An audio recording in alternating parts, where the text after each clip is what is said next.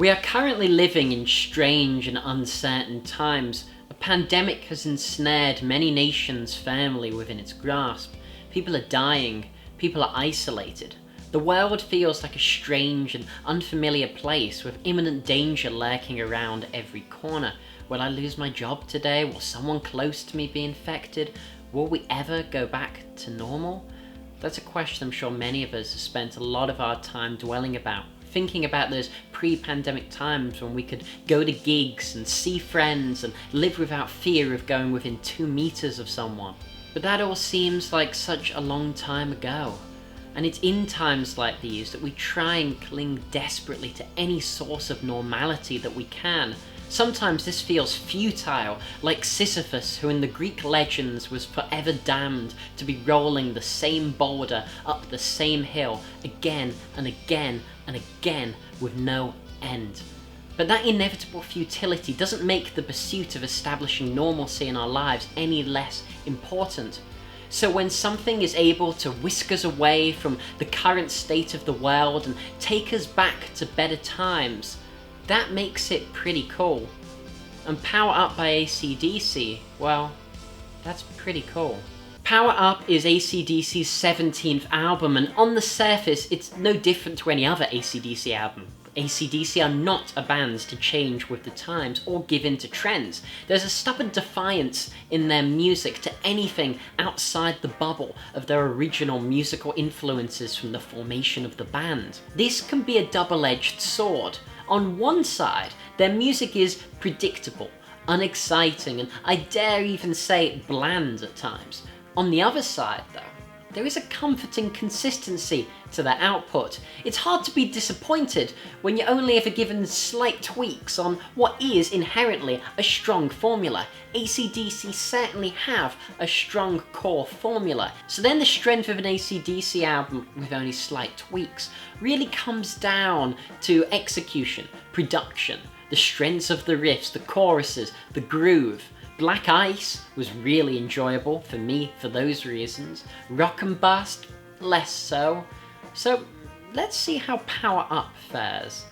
It opens with Realize, a rollicking good time party song with a tight rhythm section. Phil Rudd is back on drums after all of his legal troubles, and with Malcolm Young's nephew on rhythm guitar after his uncle's sad passing, they really lock together to form a really tight unit across this album. There's just something about Phil Rudd's drumming that, although it's very simple, very conservative, like Ringo Starr or Steven Adler, there's just an indefinable groove which brings the songs to life in a way that other AC/DC drummers such as Simon Wright or Chris Slade could just never capture, regardless of them being perfectly fine drummers respectively. And this song does make you realise how core the rhythm section, how core Phil Rudd really is to the band. But what's more astounding than Phil's comeback is Brian Johnson's comeback. After he was diagnosed with such serious hearing issues that he was temporarily replaced by Axl Rose,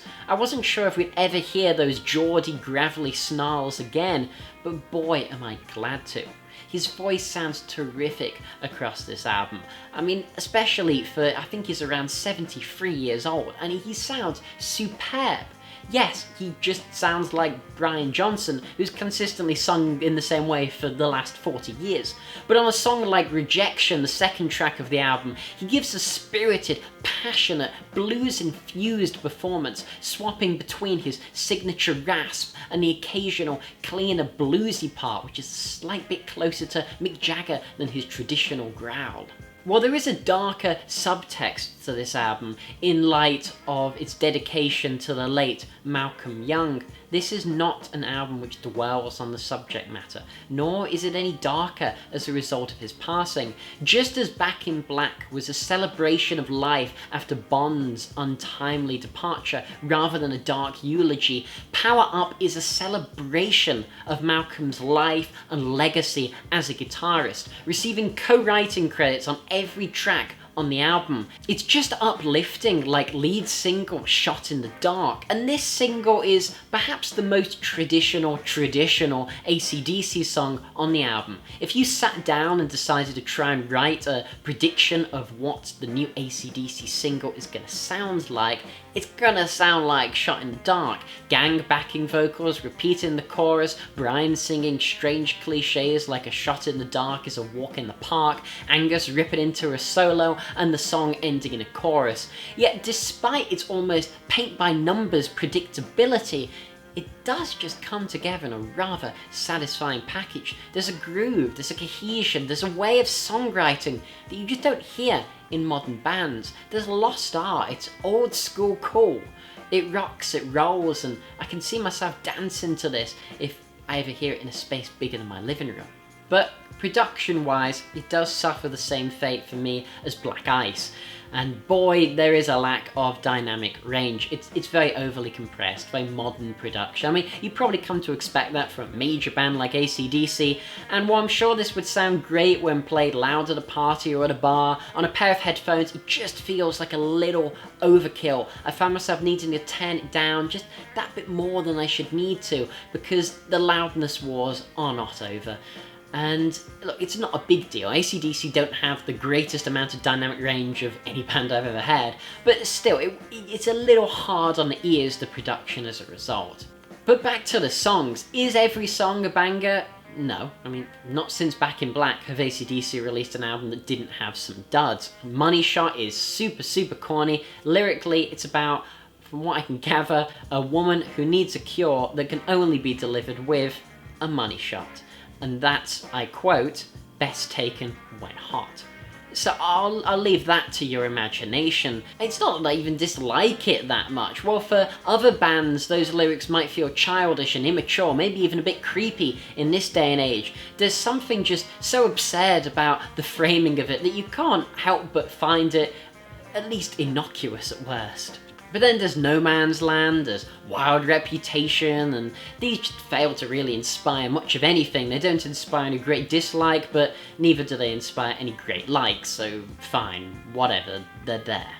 But when this album delivers, boy, it delivers better than anything AC/DC have done this century with some songs, and that's not the highest bar in the world, but still, it is a bar that they exceed on Power Up. Demon Fire has a bluesy Bon Scott 70s AC/DC vibe, at least in the verses, which makes for a really enjoyable romp, before moving to a more classic 80s Brian chorus. It's almost a nice mini collage of the different eras of the band, while Through the Mists of Time might low-key be my favourite song on the album. There's just something that little bit different about it. In the chorus, the riffs are so big and chunky, and the backing vocals really help the song to just rise and fall. It's really great. But what more can you really say about an AC/DC album? If you've heard an AC/DC album in the past, you probably know what Power Up's gonna sound like.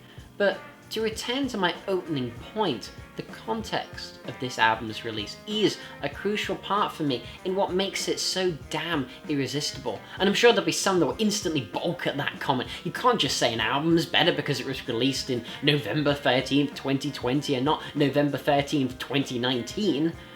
Well, I think you can. Because to attempt to review music with complete objectivity is a rather frivolous pursuit. The subjective experience is so important to the medium. Great or even good music is music which either moves you physically in wanting to dance or headbang, or moves you emotionally to cry or to be happy. And for me, I'll always remember Power Up as that lightning bolt in a dark storm of a pandemic, giving me a much needed ray of light and returning me to times before the pandemic, with Angus's familiar riffs and Brian's rasps during the 41 minutes and 7 seconds of Power Up. The world just feels that bit more normal again. And as I stated earlier, that's something I really appreciate. And that's why Power Up might be the album that you're looking for. You just don't know it yet. Thank you so much for watching. This has been The Album Man. I really hope you enjoyed my review of AC/DC's Power Up. If you're not already subscribed to the channel, please do subscribe for album reviews, loads of stuff on rock, metal, prog, and blues music to come. So yeah, comment, rate, subscribe, and this has been The Album Man. Thanks so much for watching. Long live rock and roll.